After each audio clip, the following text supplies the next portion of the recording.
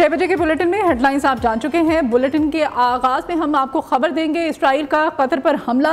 दार हुकूमत दोहा में मुतअद्दिद धमाकों की आवाज़ें सुनी गई हैं। इसराइली फौजी तर्जुमान के मुताबिक हमलों में हमास रहनुमाओं को निशाना बनाया गया है।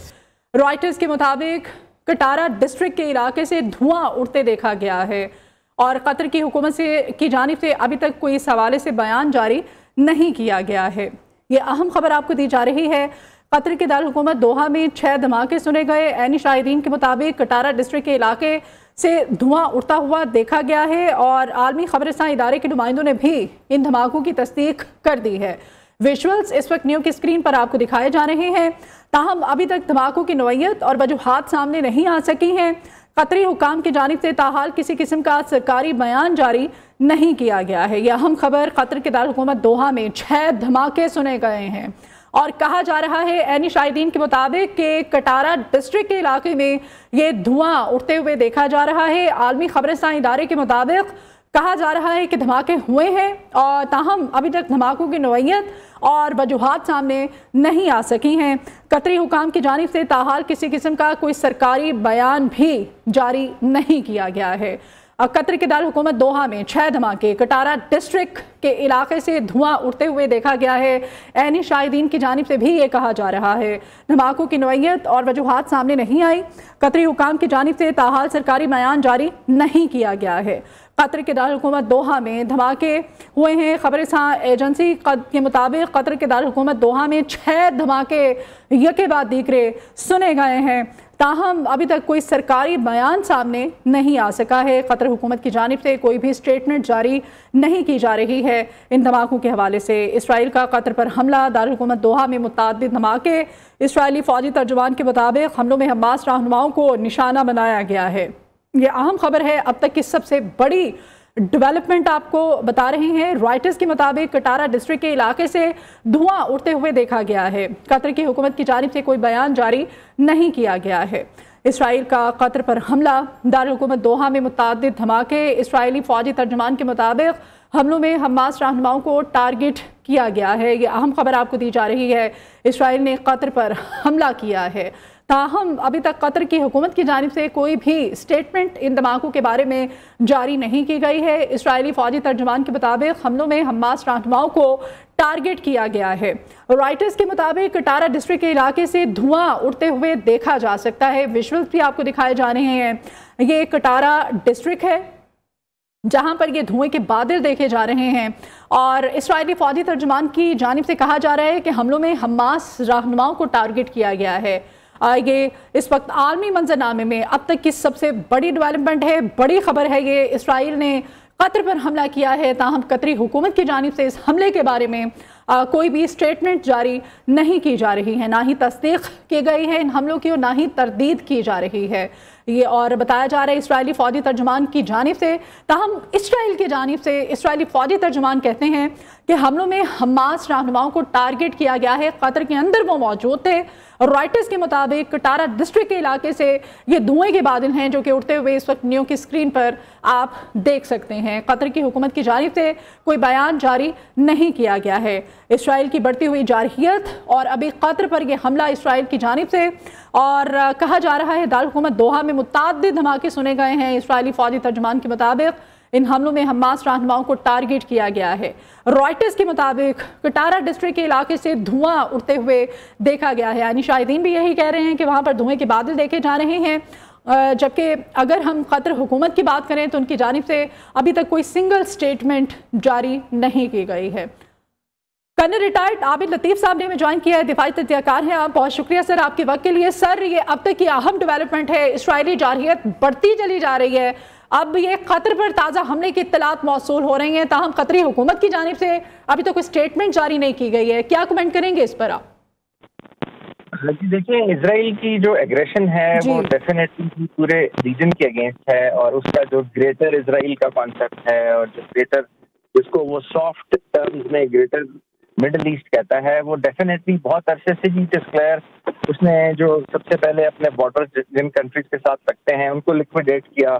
कहीं पे सिविल वॉर हुई, कहीं पे अटैक करके, कहीं पे एग्रेशन करके। फिर जो उसकी आउटर पेरिफेरी की कंट्रीज हैं जिसमें इराक, और ईरान आता है। उस आपने देख लिया कि कैसे इराक के साथ हुआ, फिर ईरान के साथ उसने एक हमला किया, और फिर इवन आपको याद होगा कि कतर जो है वो तो ईरान और एक जो कॉन्फ्लिक्ट है इसराइल का उसमें एज अ नेगोशिएटर भी कतर ने अपना रोल प्ले किया था और पीकेएम का मामला वो कराए। तो आई थिंक ये बहुत एक सीरियस डेवलपमेंट है जी। और जो मुस्लिम उम्मा है और जो स्पेशली ओआईसी है जो कि जिसकी इवन जियोपॉलिटिकल सिग्निफिकेंस भी बहुत कम हो चुकी है, और वो इस पोजीशन में नहीं है मेरा ख्याल है कि वो इन चीज़ों के ऊपर कोई बहुत बयान तो दे सकते हैं, लेकिन आई थिंक कोई ऐसा अमल के जिससे इजराइल के अंदर डेटरेंस पैदा हो वो तो वो शायद नहीं कर सकते।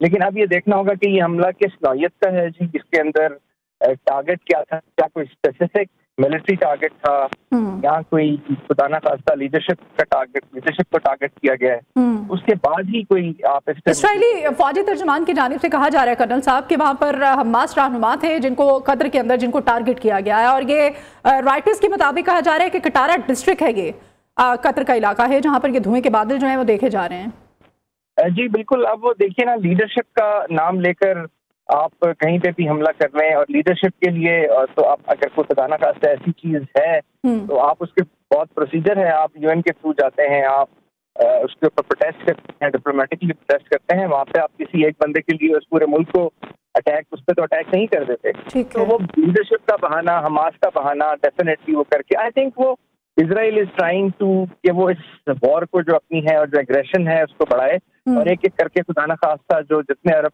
ममालिक सर अभी जो ताज़ा तरीन जो हमें इत्तलात मौसूल हो रही है, हमास के सीनियर रहनुमा खलीलुल हया जो है उनके शहीद होने की इत्तलात है। इंतहाई अफसोसनाक ये सूरत हाल है। जी बिल्कुल, इंतहाई अफसोसनाक है। देखिए वो इसराइल तो कहीं पर भी जो है वो इसका मतलब है चेस कर रहा है उस लीडरशिप को। और आपको याद होगा जब इवन अफगानिस्तान के जो मामलात थे, जब ये इनके साथ नेगोशिएशंस चल रही थी, अमेरिका की जो राउंड ऑफ टॉक्स थे, तो वो भी इन्हीं कंट्रीज में होते थे। तो लेकिन अब उसका मतलब डेफिनेटली कोई एक न्यूट्रल जगह पे होता है जहाँ पे ताकि आप बात करते हैं और सारा कुछ होता है। तो ये एक बहुत अफसोसनाक खबर है जी। और ये इट मीन्स के इजराइल जो है वो आने वाले टाइम में आई थिंक के वो जो बाकी भी अरब ममालिक हैं उनके साथ शायद एग्रेशन इस तरह की कुछ कर सकता है। और अब ये बहुत एक सीरियस लम्हा फिक्रिया है तमाम उम्मत मुस्लिमा के लिए कि किस तरीके से इसको रिस्पॉन्ड करना है। ठीक है जी, बहुत शुक्रिया। कर्नल रिटायर्ड आबिद लतीफ़ साहब हमारे साथ हैं। बहुत शुक्रिया सर आपके वक्त के लिए। एक और अहम खबर है, नेपाल में करप्शन और सोशल मीडिया प्लेटफॉर्म्स ब्लॉक किए जाने के खिलाफ शदीद एहतजाजी मुजाहिरों ने सियासी बहरान को जन्म दे दिया है। वज़ीर आज़म ने ओहदे से इस्तीफा दे दिया है, जबकि सोशल मीडिया पर उनके मुल्क से फरार होने की वीडियो भी वायरल है। इसराइल ने स्पेन से गजा जाने वाले बहरी जहाज पर ड्रोन हमला किया। फ्लोटेला पर स्पेन से इमदादी सामान गजा ले जाया जा रहा था। जहाज पर बार्सिलोना की साबिक मेयर आवा लाको भी सवार थीं। ज़राए के मुताबिक धमाके के बाद हमला और मुसाफिर महफूज हैं। जहाज इतवार को ट्यूनिस पहुंचा था। फ्लोटिया बुध को गजा के लिए दोबारा से सफर शुरू करेगा। ट्यूनिस में साबिक सेनेटर मुश्ताक अहमद की क़यादत में 5 रुकनी वफ़द भी फ्लोटिया का हिस्सा बनेगा। मज़ीद इस बारे में हम बात करेंगे, राब्ता करने की हम कोशिश कर रहे हैं। इसराइल का स्पेन से गजा जाने वाली ये जो बहरी जहाज़ है उस पर ड्रोन हमला किया गया है। ड्रोन से टारगेट किया गया है इस बहरी जहाज़ को, और फ्लोटेला पर स्पेन से इमदादी सामान गजा ले जाया जा रहा था। ये जहाज़ बार्सिलोना की साबिक मेयर भी इस जहाज़ पर सवार थी। ज़राए कहते हैं कि धमाके के बाद हमला और मुसाफिर महफूज हैं, और जहाज़ इतवार को ट्यूनिस पहुंचा था। फ्लोटिया बुध को गजा के लिए दोबारा से सफर शुरू करेगा। ट्यूनिस में साबिक सेनेटर मुश्ताक अहमद की क़यादत में 5 रुकनी वफ़द भी फ्लोटिया का हिस्सा बनेगा। और अभी आपको खबर दें कि पंजाब से सेनेट की नशिस्त पर नून लीग के राना सनाउल्लाह कामयाब करार पाए हैं। गैर हतमी गैर सरकारी नताइज के मुताबिक राना सनाउल्लाह को 250 वोट मिले हैं। 1 वोट उनका मुस्तरद हुआ है। अपोजिशन ने वोटिंग केबल का बॉयकॉट किया था। पंजाब से सेनेट की नशिस्त पर नून लीग के राना सनाउल्लाह कामयाब करार। गैर हतमी गैर सरकारी नताइज के मुताबिक राना सनाउल्लाह को 250 वोट मिले, 1 वोट मुस्तरद हुआ। अपोजिशन ने वोटिंग के अमल का बॉयकॉट किया है। Welcome back. राजनपुर में दरियाए सिंध में पानी की सतह में मुसलसल इजाफा देखा जा रहा है। रेस्क्यू ऑपरेशन भी जारी है। बरसाबाद की बस्ती मशहूरी के रिहायशियों को निकालने के लिए रेस्क्यू टीमें पहुंच गई हैं। मज़ीद वहाँ की सूरत हाल जानेंगे हमारे नुमाइंदे अता मोहम्मद से। जी अता। जो है इस वक्त राजनपुर के इलाके बुरसाबाद की बस्ती मशहूरी में मौजूद हूँ और यहाँ पर चारों तरफ इस बस्ती को पानी ने आन घेर लिया है और जबकि दूसरी यहाँ पर रेस्क्यू की टीमें जो है इस बस्ती के मकीनों को निकालने के लिए आई है। उनकी जानब से उनको गाइड भी किया जा रहा है कि इलाका छोड़ दें क्योंकि पानी की सतह में मुसलसल जो है वो इजाफा हो रहा है। जबकि दूसरी यहाँ के एक इलाका मकीन है, उनसे बात करते हैं। आप इतों नहीं निकल सकते, अपना माल है बाल आप इतना जगह छोड़ते अस कितना वहीं कोई ना संगने कोई टेंट का समान है ना कुछ है, अस बाल काटते कितना वहीं ढूँ कितना वहीं बहु कोई नहीं असा इतना के अपना टिब्बे बदे हुए असा इतना महफूज हूँ। इनकी हमसे ये कहा जा रहा है कि हम जो है हुकूमत से अपील कर रहे हैं, दरख्वास्त कर रहे हैं इंतजामिया से कि हमें खाने के लिए कुछ दिया जाए, खासकर सर ढांपने के लिए अगर हम ये इलाका छोड़ भी देते हैं तो हमें टेंट वगैरह जो है वो प्रोवाइड किए जाएँ। जी सैलाबी रैली 24 घंटों के दौरान मजीद 12 जाने निकल गए। 26 जून से अब तक मजमूई तौर पर 922 अफराद जाँ बहक, 1047 जख्मी हो चुके। NDMA के मुताबिक मुल्क भर में बारिशों और सैलाब की तबाहकारियाँ जारी हैं। पंजाब में अमवात की तादाद 244, खैबर पख्तूनख्वा में 544 और सिंध में 60 रिकॉर्ड की गई। बलोचिस्तान में 26, गिलगित बल्तिस्तान 41, आज़ाद कश्मीर में 38 और इस्लामाबाद में 9 अमवात हुई। मुल्क भर में मजमूई तौर पर 7851 घरों को नुकसान पहुँचा। 6000 से ज़ायद मवेशी हलाक हो गए। भारत को सिंतास मुआहिदा तस्लीम करना पड़ेगा, ऐसा ना किया तो 3 के बजाय 6 दरिया देना पड़ेंगे। बिलावल भुट्टो जरदारी का मोदी सरकार को अल्टीमेटम। मुल्क भर में ज़रूरी इमरजेंसी लगाने का मुतालिबा। सैलाब से गिलगित बल्तिस्तान, खैबर पख्तूनख्वा और पंजाब शदीद मुतासिर हुए। पंजाब में सूरत हाल ज़्यादा ख़तरनाक है, फसलों को भी शदीद नुकसान पहुँचा। सिंध हुकूमत सैलाब का मुकाबला करने की सलाहियत रखती है। अवाम का बर वक्त इनखला और मवेशियों के महफूज मकाम पर मुंतकली यकीनी बनाई जा रही है। कच्चे में रहने वाले लोगों से अपील है कि जल्द अज जल्द इनखला को यकीनी बनाएं। बिलावल भुट्टो जरदारी का गुड्डू बिराज का दौरा, मुमकिन सैलाब से निपटने के लिए इंतजामात पर ब्रीफिंग दी गई। वफाकी हुकूमत का सैलाब मुतासरीन के लिए बिजली बिलों में बड़ा रिलीफ देने का फैसला। फसलों और जानवरों के नुकसान के मुआवजे के लिए किसान पैकेज लाने का फैसला। फ्यूल प्राइस एडजस्टमेंट पर जनरल सेल्स टैक्स और एक्साइज ड्यूटी के खात्मे की भी तजवीज़। बिजली बिलों पर इनकम टैक्स मजीद और Fazal tax, retailer sales tax का खात्मा भी ज़ेरे गौर है। मेजर अदनान असलम शहीद की नमाज जनाजा चकलाला एयरबेस रावलपिंडी में अदा कर दी गई। वज़ीर आज़म शहबाज शरीफ, फील्ड मार्शल सैयद आसिम मुनीर, वज़ीर दिफा और वफाकी वज़ीर इत्तलात समेत अस्करी और सिविल हुकाम समेत शहीद के अहले खाना ने भी नमाज जनाजा में शिरकत की। मेजर अदनान असलम 2 सितंबर को बन्नू में भारतीय प्रॉक्सी फितना और ख़वारिज के बुज़दिलाना हमले में शहीद हो गए थे। वेलकम बैक नाज़रीन। वज़ीर आज़म शहबाज शरीफ के कज़ाकिस्तान के नायब वज़ीर आज़म और वज़ीर ख़ारिजा मोरात नोर्तेलो की मुलाकात हुई है। दो तरफ़ा ताल्लुकात, तिजारत, सरमायाकारी और राब्तों के फ़रोग़ पर तबादला ख्याल हुआ है। वज़ीर आज़म ने काज़िक सदर के आइंदा दौरा पाकिस्तान को तारीख़ी करार देते हुए कहा है कि अहम मुआहिदों पर दस्तखत मुतवक्के हैं। तफ़सीलात जानते हैं इस बारे में, हमारे सीनियर कॉरेस्पॉन्डेंट जावेद नूर हमारे साथ हैं। जावेद, क्या तफ़सीलात है मुलाकात के बारे में?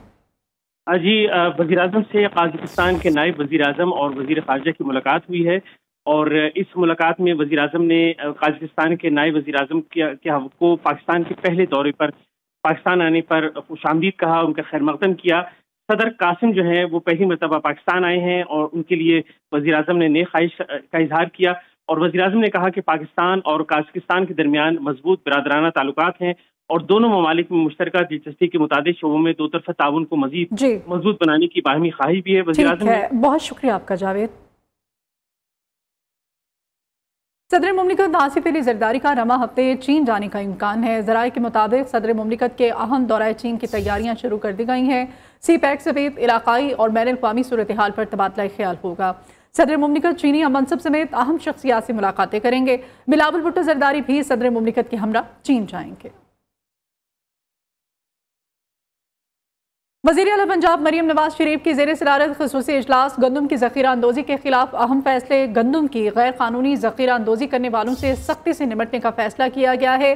पंजाब में गंदम के स्टॉक डिक्लेयर करने के लिए 3 दिन की मोहलत दे दी गई है। 3 दिन के बाद गंदम गैर कानूनी तौर पर स्टोर करने वालों के खिलाफ कानूनी कार्रवाई का हुक्म दिया गया है। सैलाब के दौरान गंदम को बर वक्त महफूज मकामात पर मुंतकिल न करने पर DG फूड को ओहदे से हटा दिया गया है। पाकिस्तानी सफ़ीर मुमताज़ ज़हरा बलोच ने फ्रांस में पाकिस्तानी तलबा के ग्रुप से इंटर एक्टिवेशन किया है। मुमताज़ ज़हरा बलोच ने पाकिस्तानी तलबा के ख्यालात सुने और बैरून मुल्क मुक़ीम पाकिस्तानियों की मदद के लिए हुकूमत पाकिस्तान के इक़दाम का खाका पेश किया। उन्होंने पाकिस्तान और फ्रांस के दरमियान ताल्लुकात को फ़रोग़ देने में पाकिस्तानी तलबा और तालीमी इदारों के अहम किरदार पर जोर दिया और उन्हें दोनों मुआशरों के दरमियान सकाफ़ती पुल के तौर पर काम करने की तरग़ीब भी दी।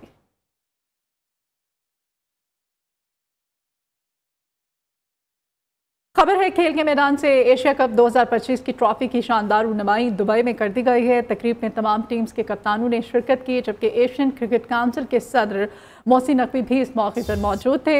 इस मौके पर कौमी टीम के कप्तान सलमान अली आगा ने कहा कि पाक भारत मैच के लिए किसी खसूसी हिदायत का इंतजार नहीं है, हमारी तवज्जो सिर्फ खेल और कारकर्दगी पर है। भारतीय कप्तान सूर्या कुमार यादव ने कहा कि फॉर्मेट में कोई भी टीम गैर मामूली कारकर्दगी दिखा सकती है।